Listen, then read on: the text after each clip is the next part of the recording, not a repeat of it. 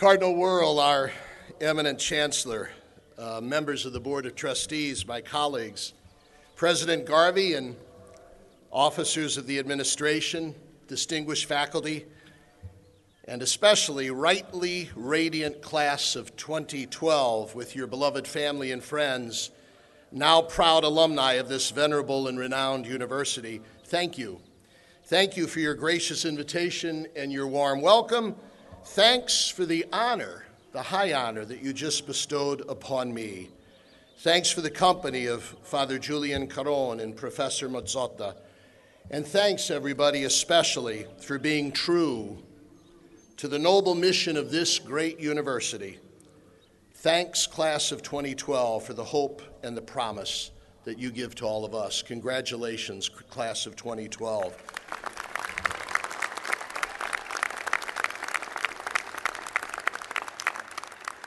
You're welcome. I was in charge of the weather today. This is the first time that I've worn this red cape. That's why I'm sort of proud of it.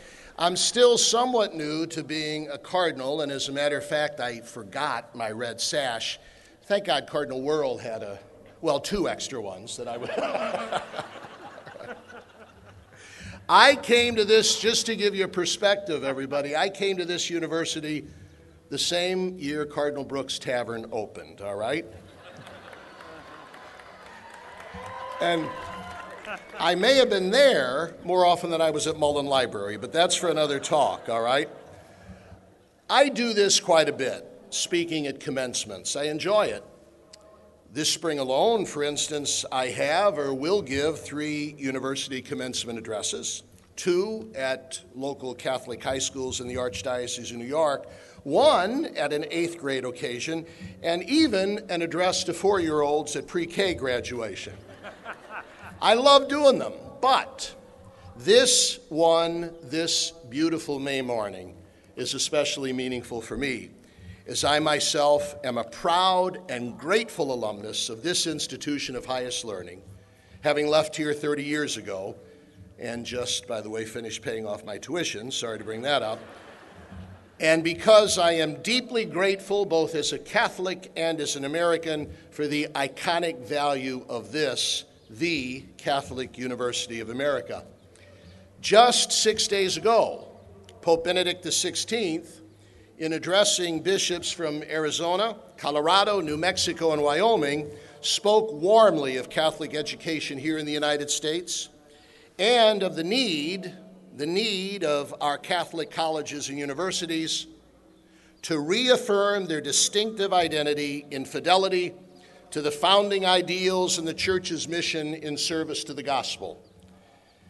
The Holy Father then showed a somber realism when he explained that need to include ecclesial communion and solidarity in the Church's educational apostolate, becoming all the more evident when we consider the confusion created by instances of apparent dissidence between some representatives of Catholic institutions and the Church's pastoral leadership.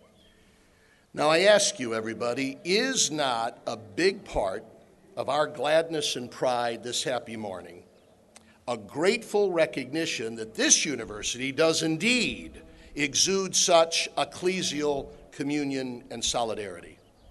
That this university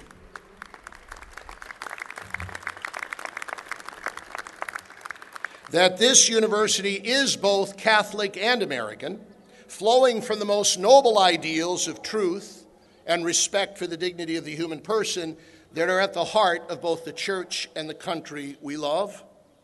That a university's genuine greatness comes not from pursuing what might be most chic, recent, or faddish, but what is most timeless, true, good, and beautiful. That the true goal of a university is to prepare a student not only for a career, but for fullness of life here and in eternity. Some might wonder if Pope Benedict's description of a university is way too cerebral and impractical, if a university can really be Catholic and American, if the real freedom a university demands can flourish on a campus whose very definition includes a loyalty to Holy Mother Church, Well, to those people who might wonder that, I say, as you and I did, class of 2012, let them come to Brookland. This university you can now with me call alma mater, at the heart of a nation, is also ex corde ecclesiae, from the very heart of the church, and of that I am most proud. The Holy Father mentions not only truth as being at the core of the mission of a Catholic university, but also love. So I want to tell you about a wonderful woman named Clara Almazzo. Just a little over a month ago, Clara Almazzo and her little 8-year-old grandson, Michael, were walking home from Holy Thursday Mass at Our Lady of Mount Carmel Parish on Staten Island. And as they crossed the street, a car barreled down the road toward them with little Michael right in the crosshairs. His abuela, Grandma Clara Almazzo, pushed her grandson away to safety, taking herself the whole force of the car, and was instantly killed. Clara Almazzo's selfless act of heroic love, as you might imagine, everybody, was the tearful talk of New York over the Easter weekend. No one failed to note that her life-giving act was made the more poignant as it came on the night before Jesus died, returning from the Mass of the Lord's Last Supper, when he had predicted his own sacrificial death, and where he had given the touching example of selfless service in washing the feet of his apostles. When I celebrated her funeral Mass on Easter Tuesday on Staten Island, every one of her 13 children and 23 grandchildren were profoundly sad, but not one of them was surprised, for through their sobs they told me that she was a woman of constant, heroic, selfless giving. Jesus Christ, his church, this university, Clara Almazzo, truth, love, the words of Pope Benedict, the achievement and hopes of the class of 2012. Let me try to attempt to bring all those together with the coherence with which I was taught at this university.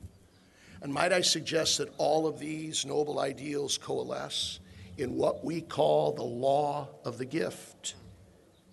Greater love than this no one has than to give one's life for one's friends. There's the law of the gift as defined by the only begotten Son of God himself. It is in giving that we receive, it is in pardoning that we are pardoned, and it is in dying that we are born to eternal life. There's the law of the gift as chanted by St. Francis of Assisi. I know Jesus Christ, who sacrificed his life for us. I understand well the meaning of his cross. I am ready to give my life for my people. There's the law of the gift, according to Shahbaz Bhatti, Pakistan's only Catholic government minister, an activist in defense of the rights of religious minority, murdered by extremists only last year. The law of the gift. For we are at our best, we are most fully alive and human when we give away freely and sacrificially our very selves in love for another. There's the law of the gift, as described by Blessed John Paul II. Not long ago, I was privileged at a dinner to sit next to Admiral Mike Mullen, a Marine who was then the chairman of the Joint Chiefs of Staff, himself a Catholic, who asked me, Archbishop, what % of the American population is Catholic? And I replied, I'm not sure exactly, but I think it's around 25%. Do you realize, Admiral Mullen went on, that 40% of the Marine Corps identify themselves as Catholic? I didn't realize that, but I was not surprised. Nor, by the way, was Admiral Mullen. For at the heart of the church's ethos is this law of the gift. And it would be tough to be a Marine, or it'd be tough to be an abuela like Clara Almazzo if you don't believe in that. Or as the head of the Department of Pediatric Oncology at a leading hospital in New York recently told me, Cardinal Dolan, I'm not even a religious believer. But when I hire doctors and nurses and attendants or staff for this grueling work of trying to heal kids with cancer, the applicants who are alumni of your Catholic schools always have a leg up. I didn't know that either, but I'm not surprised, for while it's sure not listed in any catalog, the course on the law of the gift is part of the DNA of any Catholic school, this sterling one included.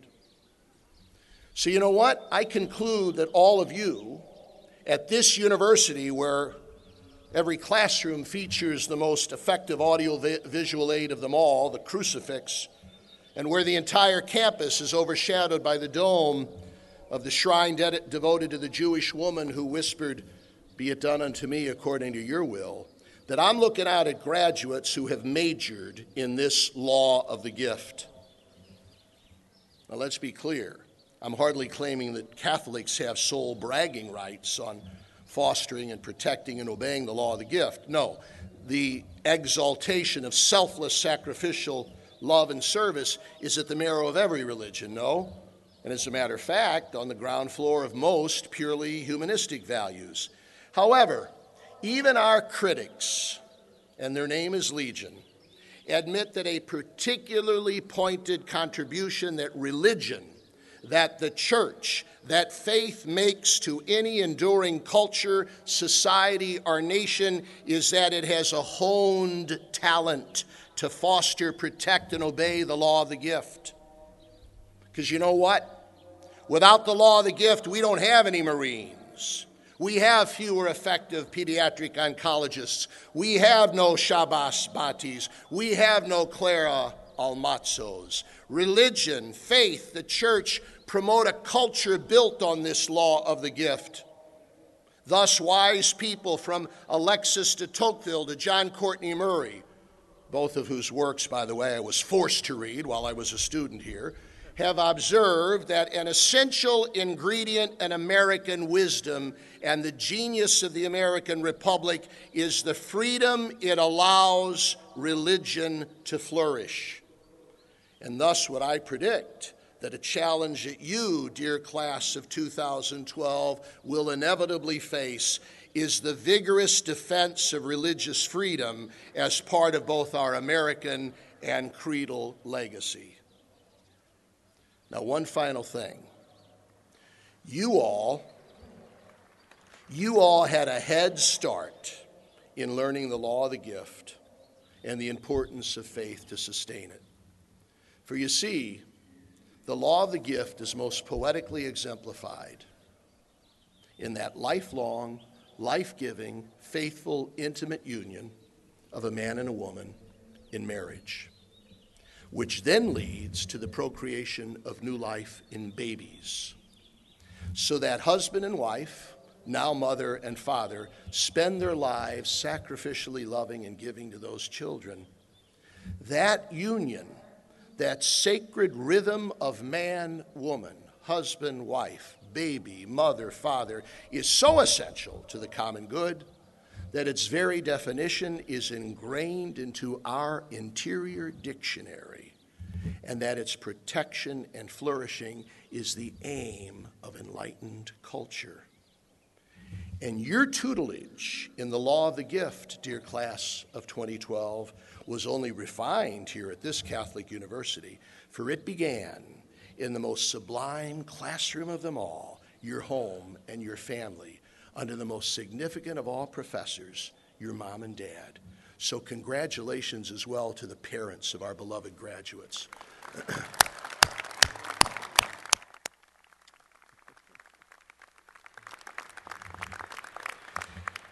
That we are at our best when we give ourselves away in love.